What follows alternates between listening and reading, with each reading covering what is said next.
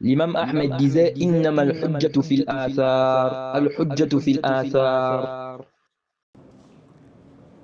السلام عليكم ورحمة الله وبركاته.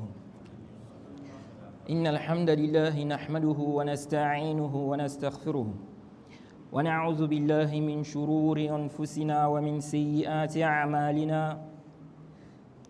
من يهده الله فلا مضل له ومن يضلل فلا هادي له وأشهد أن لا إله إلا الله وحده لا شريك له وأشهد أن محمدًا عبده ورسوله. يا أيها الذين آمنوا اتقوا الله حق تقاته ولا تموتن إلا وأنتم مسلمون. يا أيها الناس اتقوا ربكم الذي خلقكم من نفس واحدة وخلق منها زوجها وبث منهما رجالا كثيرا ونساء واتقوا الله الذي تساءلون به والأرحام إن الله كان عليكم رقيبا.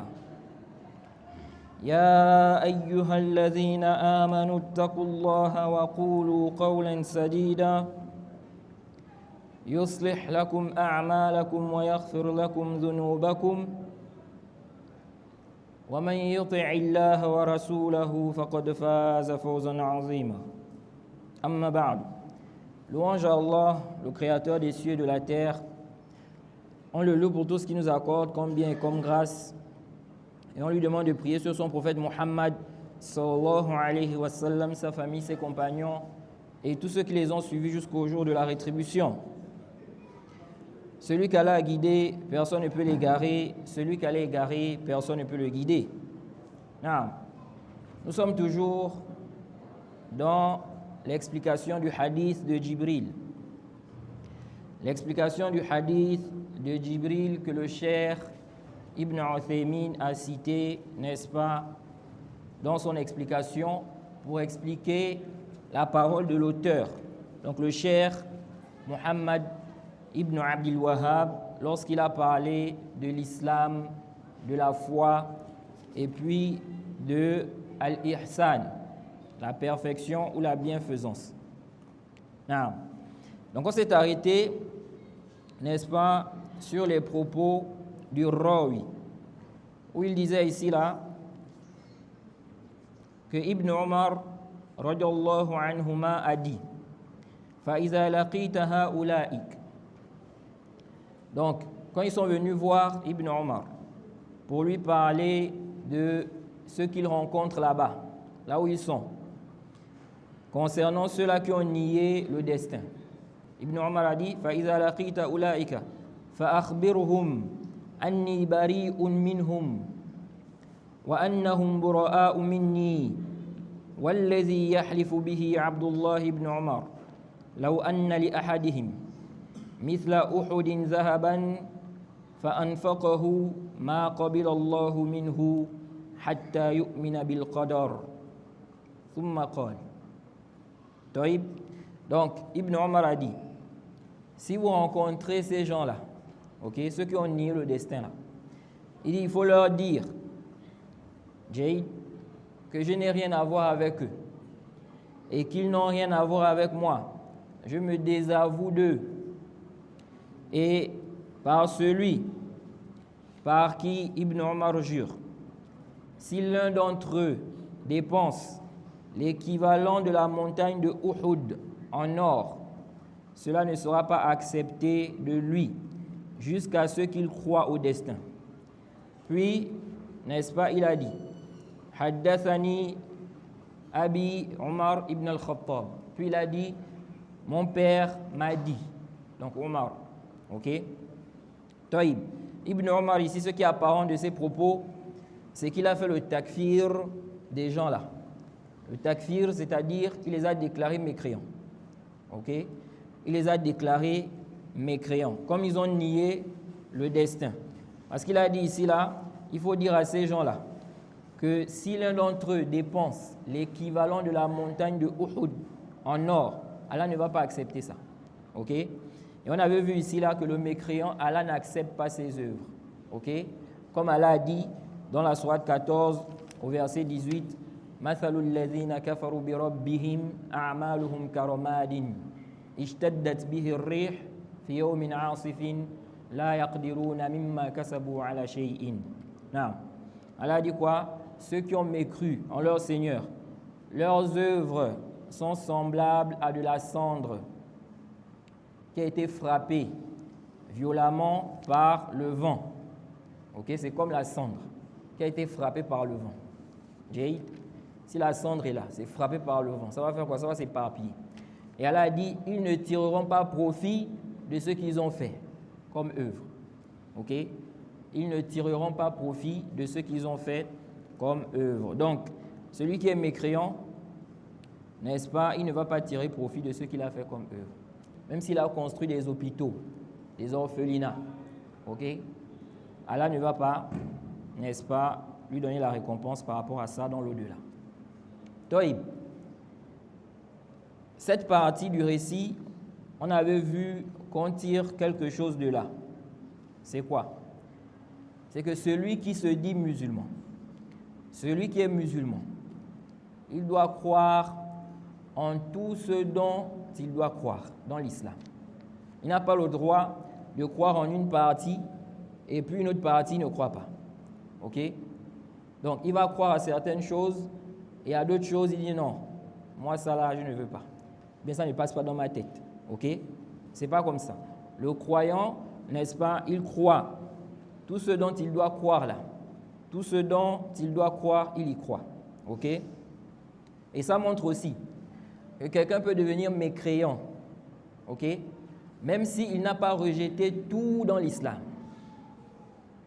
Parce qu'il y a des gens qui ont des ambiguïtés par rapport à cette question-là. Ils vont dire quoi? Ils vont dire comment on peut faire le takfir d'un tel.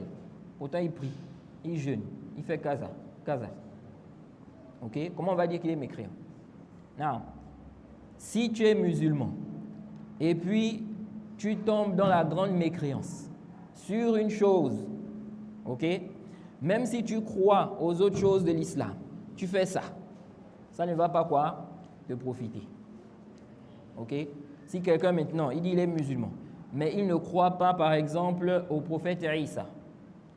Il dit le prophète Isa, moi je ne crois pas que c'est un prophète d'Allah. Ok? Mais tous les autres prophètes là, il y croit. Il est quoi? Il est mécréant. Il est sorti de l'islam. Et ça, c'est parmi les ambiguïtés que les associateurs, n'est-ce pas, balançaient au temps du cheikh Muhammad ibn Abdul Wahhab. Et même jusqu'à aujourd'hui, il y a des gens qui ont toujours ça comme ambiguïté. Ils voient que c'est dur. Comment on va dire que quelqu'un qui prie, il dit qu'il est musulman, il dit qu'il croit au prophète, comment on va dire qu'il est sorti de l'islam? Ok? Le cheikh Muhammad ibn Abdul Wahhab, dans son explication de Kashf al-Shubhat, qu'est-ce qu'il a dit là-bas? Il dit, à la page 84, avec l'explication du cheikh Ibn Uthaymin, il dit ici là, donc les gens qui ont dit comment vous allez faire le takfir de ceux-là qui sont tombés dans le shirk, alors qu'ils disent la ilaha illallah, ils prient, ils font ceci, ils font cela. Donc il dit ici là, en réponse à cette ambiguïté là, fal jawabu annahu la khilafa bayna al-ulama'i kullihim anna ar-rajula idha saddaqa Rasulullah sallallahu alayhi wa sallam fi shay'in wa kadhabahu fi shay'in annahu kafirun lam yadkhul fi l'islam. Il dit ici là, il n'y a pas de divergence entre les savants. Les savants sont unanimes. Il n'y a pas un savant qui a contredit ça. Il dit les savants sont unanimes qu'un homme, s'il croit au prophète dans une chose, mais il dément le prophète dans une autre, ok, il est mécréant. Il n'est pas rentré dans l'islam. Il dit وَكَذَلِكَ إِذَا آمَنَ بِبَعْضِ الْقُرْآنِ وَجَحَدَ بَعْضَهُ كَمَنْ أَقَرَّ بِالتَّوْحِيدِ وَجَحَدَ وُجُوبَ الصَّلَاةِ. Il dit de même, celui, n'est-ce pas, qui a cru en une partie du Coran, il a renié certaines parties, comme celui qui a approuvé le tawhid, et puis il a nié, n'est-ce pas, l'obligation de la prière. Quelqu'un maintenant, il n'a pas invoqué autre qu'Allah. Il n'a pas adoré autre qu'Allah. Mais il dit la prière n'est pas obligatoire. Les 5 prières obligatoires là, il dit ce n'est pas obligatoire. Il est sorti de l'islam. Taïb, il est sorti de l'islam, même s'il croit aux autres piliers. Ok? Il dit Ou aqarra bit-tawhid was-salati wa jahada wujub az-zakah. Ou bien il a approuvé le tawhid et la prière, mais il a renié le caractère obligatoire de la zakat. Il dit Ou aqarra bihadha kullihi wa jahada as-sawm. Il dit ou bien il a approuvé tout ça, mais il a renié quoi? Le jeûne. Ok? De même, il dit Ou aqarra bihadha kullihi wa jahada al-hajj. Ou bien il a approuvé tout ça, donc même le jeûne, mais il a renié quoi? Le hajj. Celui-là, il devient quoi? Il devient mécréant. Ok? C'est pourquoi dans la sourate 4, au verset, n'est-ce pas, 150, jusqu'au verset 151, qu'est-ce qu'Allah a dit? Innal ladhina yakfuruna billahi wa rusulihi wa yuriduna an yufarriqu bayna Allahi wa rusulihi wa yaquluna nu'minu bi ba'din wa nakfuru bi ba'din ulaika humul kafiruna haqqan. Allah dit quoi? Il dit, certes, ceux qui ont mécru en leur Seigneur et en ses messagers et qui veulent faire une distinction, ils veulent séparer entre Allah et ses messagers en disant quoi? Nous croyons en certains et nous ne croyons pas en d'autres. Et qui veulent prendre un chemin intermédiaire entre la mécréance et la foi. Ceux-là sont les véritables mécréants. Vous voyez? Donc Allah ici là a qualifié cela de mécréants. Ok? Donc ils font la différence. On va croire en certains messagers et puis on ne croit pas en d'autres. Et le cheikh Muhammad Ibn Abdul Wahhab a cité ce verset-là pour réfuter cette ambiguïté. De même, d'autres versets où Allah a fait le takfir. Allah a déclaré mécréants des gens, n'est-ce pas, car ils ont prononcé une parole de mécréance. Ok? Donc quelqu'un qui prononce une parole de mécréance, il devient kafir. Même s'il dit je crois au prophète Muhammad sallallahu alayhi wa sallam. Taïb. Mais ce qu'on vient de dire là aussi, ça ne veut pas dire, ok, naam, sahih, que celui qui rejette le message de l'islam, il ne croit pas au prophète, c'est un kafir. Celui qui a cru, maintenant il est tombé dans la grande mécréance. Il a reçu les preuves, il a persisté dans sa mécréance. On dit il devient mécréant, ok. Les deux là sont mécréants. Celui qui n'a pas accepté l'islam, celui qui a accepté l'islam, mais il est tombé dans la grande mécréance. Par exemple, il a renié une chose obligatoire dans l'islam, comme les 5 prières, par exemple. Ou bien, il a prononcé une parole de mécréance. Ou bien, il est tombé dans, n'est-ce pas, l'adoration des tombes, par exemple. Ok? Donc, les deux deviennent quoi? Ils deviennent mécréants. Cependant, est-ce que ça veut dire que ces deux-là, s'ils meurent comme ça, donc celui qui n'a pas accepté l'islam, ok, il n'a même pas accepté, il a rejeté l'islam, et celui qui a accepté, mais sur qui on a fait le takfir, parce qu'il est tombé dans un acte qui annule l'islam, il a reçu les preuves, il a persisté. Les deux-là, s'ils meurent comme ça, est-ce qu'ils auront le même châtiment en enfer? On dit quoi? Non. Ok? Ils n'auront pas le même châtiment, n'est-ce pas, en enfer. Allah n'est pas injuste. Celui qui a cru au message de l'islam, il n'a pas rejeté, il croit au prophète, mais il est tombé dans une mécréance. Ok? Après clarification. Il n'est pas comme celui-là qui a quoi? Qui a rejeté le message de l'islam de base. Ok? Non, il se peut que des personnes comme ça aient le même châtiment. Il se peut. En fonction de la mécréance de la personne. Comme il se peut que non. C'est pourquoi on dit, celui qui est athée par exemple, de manière générale, l'athée. Qui sont les athées? Hein? Bon, ils disent qu'ils ne croient en rien. Ok? Sinon, en réalité, ils ont des croyances. Ils disent quoi? qui nous a créés, ce n'est pas Allah. D'autres vont dire quoi? Que ce qui nous a créés, c'est la matière. Ok? L'univers. Taïb. Un athée, donc un qui nie l'existence d'Allah, est-ce qu'il est comme celui-là qui croit en Allah, c'est-à-dire en l'existence d'Allah, mais dans la mécréance? Par exemple, un chrétien. Ok? Voilà quelqu'un, il dit Allah n'existe pas. Voilà le chrétien, il dit Allah existe. Mais il n'est pas musulman. Donc il est dans la mécréance. Les deux là ne sont pas pareils. Ok? Ils ne sont pas quoi? Pareils. C'est pourquoi Ibn Rajab dans son livre At-Takhwif min an-nar. Ok? C'est un livre où il parle de l'enfer. Ok? At-Takhwif, c'est le fait de faire peur à quelqu'un, dissuader quelqu'un. Ok? At-Takhwif min an-nar. Donc il nous fait peur par rapport à l'enfer. Donc dans ce livre-là, qu'est-ce que Ibn Rajab nous dit ici là? Il dit à la page 372, ok? Il dit wa'alam. Ça c'est très important à comprendre. Parce qu'il y a des gens aujourd'hui là, ils s'égarent. Et il y a des gens qui accusent Allah d'injustice.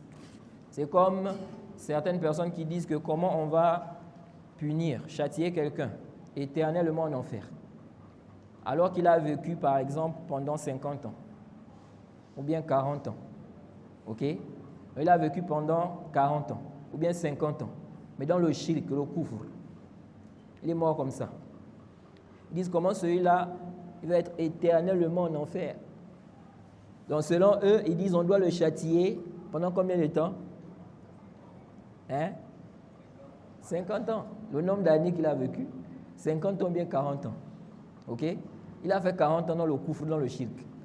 Donc, pour eux, la justice, c'est quoi? C'est qu'on le châtie pendant 40 ans, 50 ans. Ok? Mais on dit qu'il va être éternellement en enfer. Vous voyez? Donc, ils disent quoi? C'est injuste. Là. Jay. Et j'avais refuté, n'est-ce pas, cette ambiguïté-là, quand j'avais parlé de la question de l'extinction de l'enfer. L'enfer. Jade. Toïb.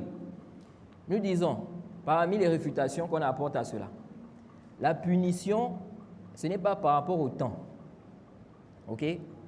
Mais c'est par rapport à la gravité de ce que tu fais, par rapport au danger de ce que tu fais, par rapport à l'acte même. C'est pourquoi même les hommes eux-mêmes, si quelqu'un maintenant là a tué une personne, il y a des pays, si tu tues quelqu'un volontairement, c'est quoi la punition? La prison à vie. Mais quand tu as tué la personne là, il se peut que tu as tué cette personne là, tu as eu combien de temps? Peut-être quelques minutes seulement. Ok? Ou bien quelques secondes. Mais ici, on va dire qu'on va t'enfermer toute la vie. Vous voyez? Donc ce n'est pas en fonction du temps, c'est en fonction de la gravité de ce que tu fais. Le shirk là, c'est grave. On t'a dit de ne pas faire ça. On t'a averti. On t'a dit si tu meurs comme ça là, c'est l'éternité en enfer. Maintenant, toi, tu es resté sur ça jusqu'à la mort. Donc ce n'est pas par rapport à quoi? Ce n'est pas par rapport, n'est-ce pas, au temps. Non. Il dit ici là, donc Ibn Rajab, à la page 372, il dit wa'alam anna tafawuta ahli an-nari fi al-'adhabi huwa bihasabi tafawuti a'malihim allati dakhalu biha an-nar. Il dit ici là, sache que la variation du châtiment, ok, des gens de l'enfer. Donc ils n'auront pas tous le même châtiment, ceux qui seront en enfer là-bas. Ok? Donc il dit la variation là. Celui-là va être châtié comme ça, celui-là va être châtié comme ça, celui-là comme ça. Il dit ça là, il dit cela varie, cela correspond à la variation des actes pour lesquels ils y sont entrés. Ok? Donc c'est par rapport à ce qu'ils ont fait, qui, n'est-ce pas, a fait en sorte qu'on les met tous en enfer. Ok? C'est pourquoi il dit ici là, il dit فَلَيْسَ عِقَابُ مَنْ تَغَلَّظَ كُفْرُهُ وَأَفْسَدَ فِي الْأَرْضِ وَدَعَا إِلَى الْكُفْرِ كَمَنْ لَيْسَ كَذَلِكَ. Il dit le châtiment de celui dont la mécréance est plus grave, ou bien intense, ou bien extrême, ok, et qui sème la corruption sur la terre, et qui appelle à la mécréance n'est pas le même que celui qui n'est pas comme lui. Vous voyez? Quelqu'un maintenant, il a commis la mécréance. Mais en plus de ça, il sème la corruption sur la terre. En plus de ça, il appelle à la mécréance. Il y a des gens, ils sont mécréants, mais ils ne font pas da'wah. Ok? Ils n'appellent pas à, n'est-ce pas, au kufr. Il va au travail, il vient chez lui, il dort. Ce n'est pas son problème, la da'wah. Ok? Celui-là n'est pas comme celui, n'est-ce pas, qui est dans la même mécréance que lui, mais il appelle à ça. Donc, il invite, des gens le suivent. Vous voyez, ils ne sont pas pareils. C'est pourquoi il dit ici, qu'Allah a dit quoi? Allah a dit, الذين كفروا وصدوا عن سبيل الله زدناهم عذابا فوق العذاب بما كانوا يفسدون. Ok? Il dit ici là qu'Allah a dit, ceux qui ont mécru et qui obstruaient le sentier d'Allah, nous leur ajouterons châtiment sur châtiment pour la corruption qui s'émet. Donc Allah dit ceux-là qui ont mécru. Mais en plus de ça, ils ont empêché les gens de suivre la voie droite, de suivre l'islam. Allah dit il va ajouter le châtiment à ceux-là. C'est pourquoi un mécréant qui est dans sa mécréance, il ne dérange pas les musulmans. Il n'attaque pas l'islam. Ok? Il n'empêche pas les gens d'entrer dans l'islam. Lui, ce n'est pas son problème. Vous allez trouver des non-musulmans comme ça. C'est un non-musulman, il va te dire quoi? Il va te dire, moi, n'est-ce pas, chacun a choisi sa voie. Ou chacun choisit sa voie. Ok? Celui qui a choisi l'islam, il a choisi l'islam. Celui qui a choisi ceci, il a choisi. Donc lui, ce n'est pas son problème. Ok?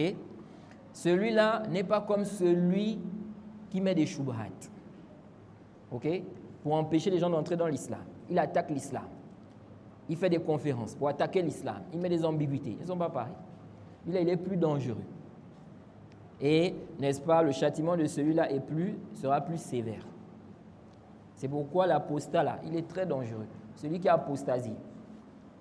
L'apostat, celui qui était musulman, après, il est sorti de l'islam.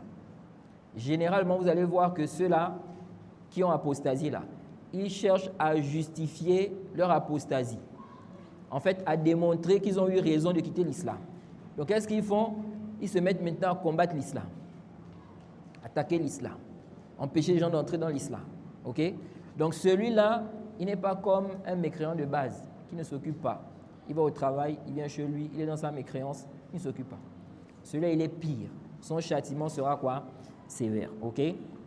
Ensuite, il a cité le verset où Allah dit وَيَوْمَ تَقُومُ السَّاعَةُ أَدْخِلُوا آلَ فِرْعَوْنَ أَشَدَّ الْعَذَابِ.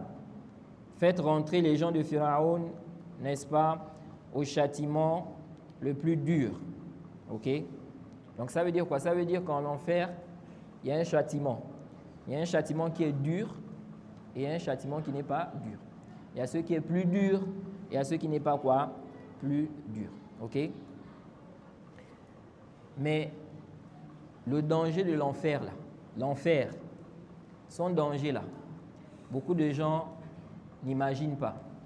Beaucoup de gens, n'est-ce pas, ne réfléchissent pas par rapport à ça. Ils sont distraits par rapport à ça.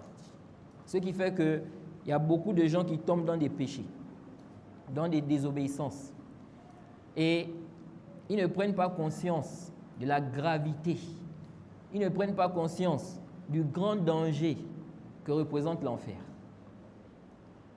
Et subhanallah, Allah nous a demandé de méditer pour qu'on puisse comprendre le danger de l'enfer là. Dans le Coran, lorsqu'Allah a parlé du feu, le feu qu'on obtient par frottement, ok? Oui, aujourd'hui on a les allumettes, on a le briquet, ok? Quand Allah a parlé du feu là, qu'est-ce qu'il a dit? Il a dit ja'alnaha tadhkiratan. Nous avons fait de ce feu-là un rappel pour l'enfer.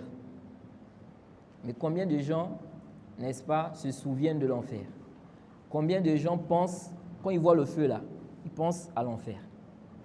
Allah nous fait comprendre que le feu-là, il a fait de ça un rappel pour l'enfer. Bon, regardez maintenant. Quelqu'un, il va prendre son doigt là. S'il décide de mettre ça au niveau du feu là, il ne va même pas durer là, 1 seconde, 2 secondes, il va retirer ça, vite. Vite fait. Déjà, même s'il est proche là, proche déjà, la chaleur là déjà, ça le dérange. À plus forte raison, s'il fait rentrer le doigt.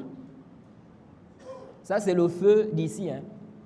Mais le feu de l'enfer là, le prophète nous a informé que sa chaleur est plus intense que le feu qu'on a ici. Est-ce qu'on va supporter? Quelqu'un qui fait des mauvaises choses, il dit laissez-moi, ce n'est pas votre problème, même si je vais en enfer, ça te regarde. Wallah, il n'a pas pris conscience. Il n'a pas pris conscience de ce qu'est quoi? De ce qu'est l'enfer.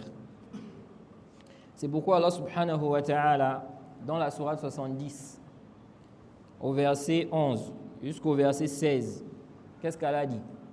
Elle a dit Yawaddul mujrim, là où yaftadi. Écoutez ce verset-là. Allah nous dit Yawaddul mujrim, là où yaftadi. Là où yaftadi min azabi yawmi idhin bibanihi wa sahibatihi wa akhihi wa fasilatihi allati tuwihi. Kalla. Allah dit le criminel, le jour de la résurrection, Yawm al-Qiyamah, il aurait aimé se racheter, donner en rançon pour échapper au châtiment. Donner quoi? Écoutez, hein? Donner quoi en rançon? Allah dit son fils, son propre fils. Il aurait aimé donner même son fils en rançon pour échapper au châtiment. Allah dit son fils, sa compagne, sa femme, son clan qu'il a aidé, qu'il a soutenu, qu'il a protégé. Et tout ce qui est sur la terre, tout, il aimerait donner tout ça en rançon. Seulement pourquoi?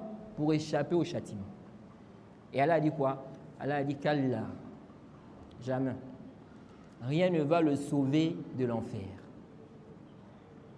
Jay, qu'Allah, innaha lazar. Allah dit quoi? L'enfer est un brasier. Naza'atan lishawa. L'enfer, c'est quoi? Un brasier arrachant brutalement la peau du crâne. Arrachant brutalement la peau du crâne. Ça, c'est dans le Coran. Comment quelqu'un va jouer avec sa religion? Il néglige la prière, il fait le zina, il vole. Et quand on lui parle, laissez-moi, ça ne vous regarde pas. Même si je vais en enfer, ça ne te regarde pas. Je n'avais qu'à aller en enfer, ce n'est pas ton problème. Wallahi, tu n'as pas pris conscience du danger de l'enfer. Quelqu'un veut donner en rançon pour se racheter ses propres enfants, ses parents, son frère, toute la terre pour échapper au châtiment. Car Allah nous en préserve de l'enfer. Donc il dit ici là, il dit وَكَذَلِكَ تَفَاوُتُ عَذَابِ عُصَاةِ الْمُوَحِّدِينَ فِي النَّارِ بِحَسَبِ أَعْمَالِهِمْ. Il dit de même aussi, n'est-ce pas, le châtiment en enfer pour les croyants, désobéissants. Cela varie selon leurs actes. Ok? Le châtiment de ceux qui ont commis des péchés majeurs n'est pas le même que celui de ceux qui ont commis des péchés mineurs. N'est pas le même que celui de ceux qui ont commis quoi? Des péchés mineurs. Donc ceux qui ont commis des grands péchés là, qui ont le tawhid, si Allah décide de châtier, ok? Et s'il décide aussi de châtier ceux qui ont le tawhid et qui ont commis des petits péchés, ok? Ils n'auront pas le même châtiment, ok? Ensuite il dit ici, وَقَدْ يُخَفَّفُ عَنْ بَعْضِهِمْ الْعَذَابُ بِحَسَنَاتٍ أُخَرَ لَهُ أَوْ بِمَا شَاءَ اللَّهُ مِنَ الْأَسْبَابِ. Il dit ici là, il se peut qu'on allège le châtiment de certains à cause de leurs bonnes actions, à cause d'autres bonnes actions qu'ils ont eu à faire, ok? Ou bien il dit à cause de ce qu'Allah voudra comme cause. Il dit c'est pour cela certains vont mourir en enfer. C'est venu dans le Sahih Muslim que les croyants vont mourir en enfer. Les croyants qui vont aller en enfer. En enfer là-bas, ils vont encore mourir. Et des gens de science ont dit quoi? Et ça c'est quoi? Ça montre l'allègement du châtiment sur eux. Vous voyez? Le mécréant, il sera en enfer, il voudra mourir. Il ne va pas mourir. Il veut mourir, mais il ne meurt pas. Vous voyez, il y a des gens, ils sont dans une souffrance là. La souffrance là, ils voient vraiment que non, ça le dépasse. Au point où il veut se suicider. Parce qu'il se dit quoi? Qu'en se suicidant là, il va échapper à cette souffrance là. C'est comme ça. Les gens qui seront en enfer là, n'est-ce pas? Il y en a, n'est-ce pas, ils vont faire quoi? Ils vont vouloir mourir.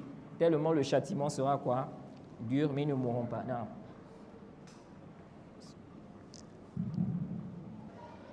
Et subhanallah, le prophète Mohammed sallallahu alayhi wa sallam, dans le Sahih Muslim, le hadith de Nu'man ibn Bashir, le prophète nous dit: Inna ahwana ahli nar azaban man kana lahu na'lan wa shirakani minan nar yaghli minhuma dimaruhu kama yaghli al-mirjal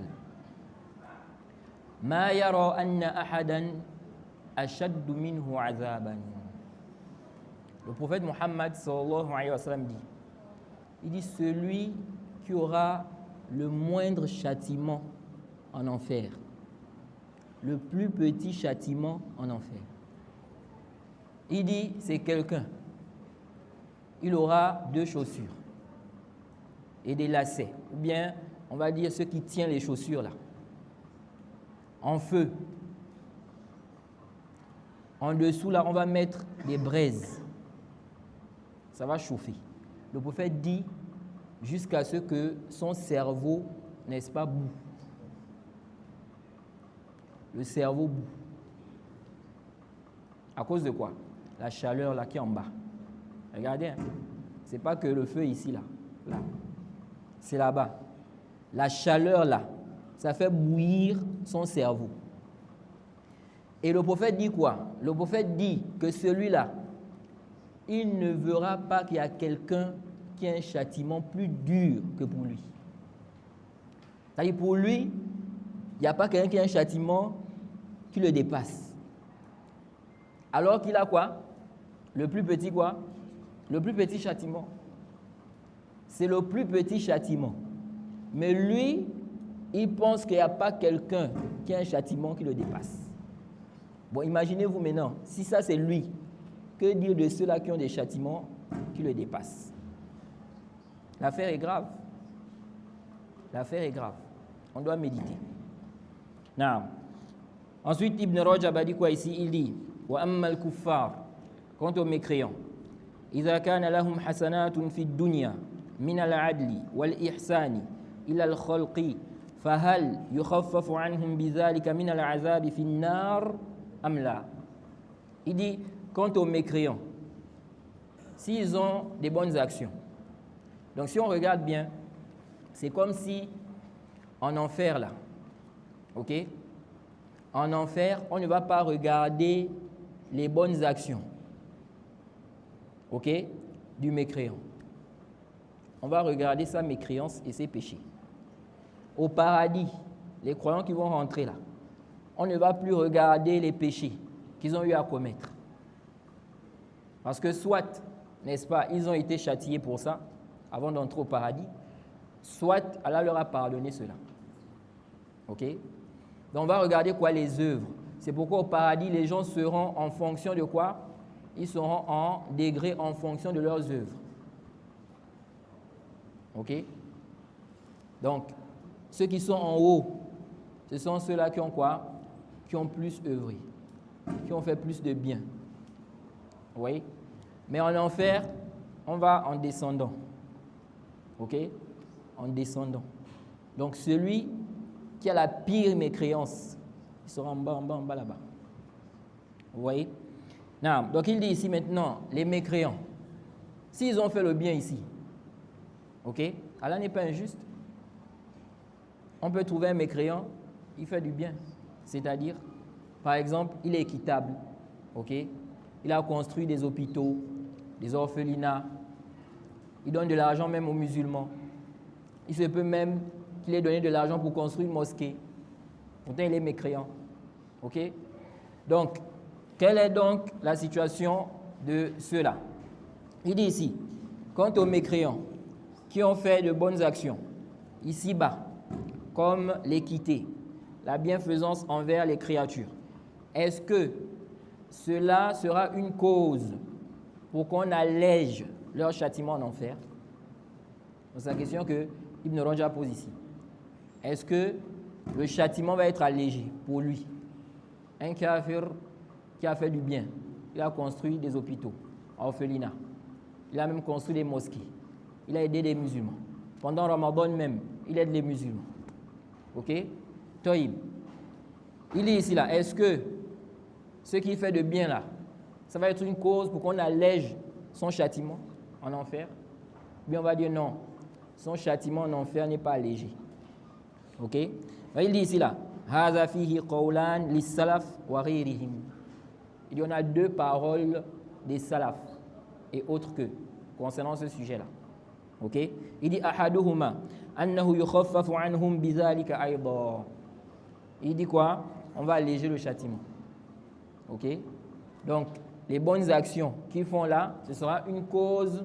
Pourquoi? Pour qu'on allège le châtiment de ces mécréants-là. Il dit وروى ابن لاهيعة عن عطاء بن دينار عن سعيد بن جبير معنى هذا القول واختاره ابن جرير الطبري وغيره. Il dit, c'est un avis qui est rapporté de Saïd ibn Jubayr, n'est-ce pas? On a rapporté de lui une parole allant dans ce sens. Il dit, et Ibn Jarir al-Tabari, donc l'exégète, il a choisi cet avis-là, et autre que lui. Ok? Mais quand on regarde bien, les savants qui ont pris la position là, ok? On ne connaît pas un argument authentique qui prouve ça.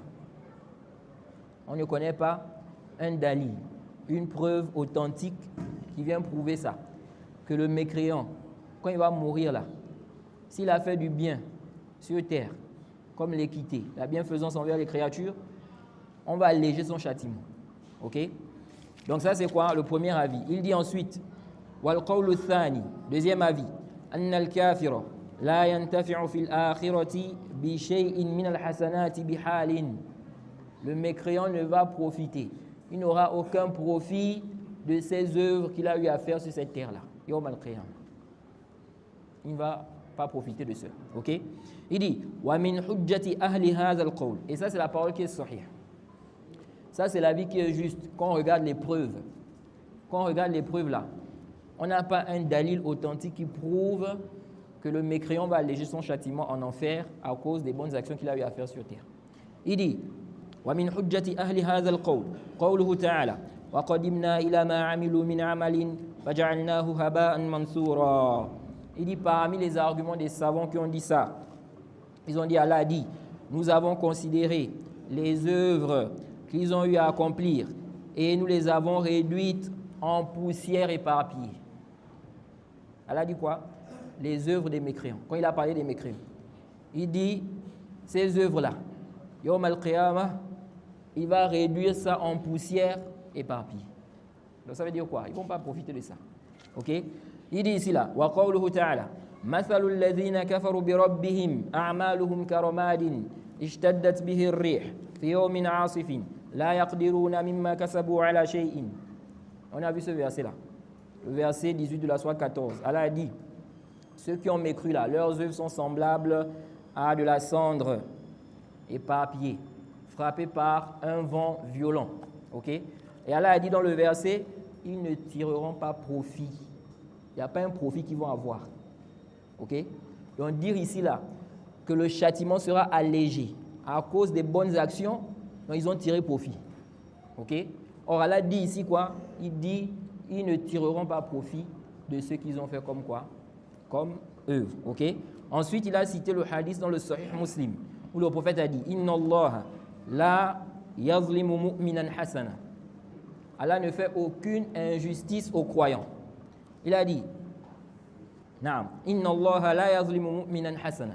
Allah ne fait aucune injustice aux croyants concernant une bonne action qu'il a eu à faire. Il dit yu'ta biha fi dunya wa yujza biha fil akhirah. Donc, il aura la récompense, n'est-ce pas, ici-bas et dans l'au-delà, pour ce qu'il a fait comme bien. Ensuite, le prophète a dit wa ammal kafir. Quant aux mécréants, il dit فيطعم بحسنات ما عمل بها لله في الدنيا حتى إذا أفضى إلى الآخرة لم يكن له حسنة يجزى بها. Il dit quant au mécréant, on lui donnera, il sera nourri, il sera récompensé pour ce qu'il a eu à faire pour la cause d'Allah. Ici, fi dunya, par quoi? Par, n'est-ce pas, des récompenses ici-bas. Il sera récompensé ici-bas. Pourquoi? Pour ce qu'il a eu à faire, n'est-ce pas, comme bonne action. Ensuite, il a cité une autre riwaya du hadith. Donc, ce hadith montre clairement que les bonnes actions, n'est-ce pas, des mécréants là, ils vont tirer profit de cela ici, fi dunya. Allah va les récompenser ici là. Il peut leur donner la richesse, il peut leur donner les enfants, il peut leur donner la santé, etc., etc. Ce qu'il voudra leur donner. Ok? C'est pourquoi le croyant, il ne doit pas s'attrister. S'il voit un kafir, il voit que le kafir là, sa vie là, pour lui, il voit qu'il est en train de bien vivre. Il a l'argent, n'est-ce pas? Il voyage, il fait kaza, wakaza. Et lui, il est dans la pauvreté. Il ne doit pas quoi? Il ne doit pas être triste en disant quoi? Que comment se fait-il que moi je suis croyant, je suis pauvre? Lui, il est mécréant et puis il a tout ça là. Ok? Lui là, ses récompenses c'est ici. Son paradis c'est ici. S'il meurt comme ça, dans la mécréance, ok?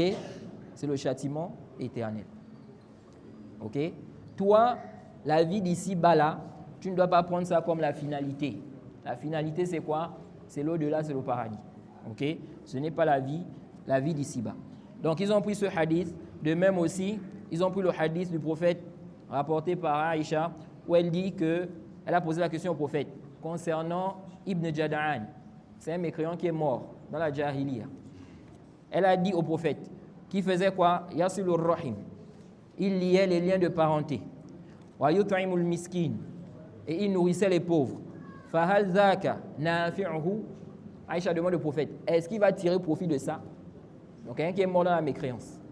Mais il a gardé les liens de parenté. Il faisait, n'est-ce pas, il dépensait pour les pauvres. Il nourrissait les pauvres. Est-ce qu'il va profiter de ça? Le prophète a dit quoi? La yanfa'uhu. Il ne va pas tirer profit de cela. Ok? Ensuite, il dit ici wa ha'ula'i ja'alu takhfif al-'azab an Abi Talib min khasa'isihi بشفاعة النبي صلى الله عليه وسلم له وجعلوا هذه الشفاعة من خصائص النبي صلى الله عليه وسلم لا يشاركه فيها غيره. نعم. Les savants qui ont dit que le mécréant, son châtiment sera allégé là, à cause des bonnes actions qu'il a faites sur terre là. Ils se sont argumentés du hadith où le prophète a mentionné que Abu Talib aura le plus petit châtiment en enfer. Ok? Celui qui aura le plus petit châtiment en enfer, Abu Talib, donc du prophète.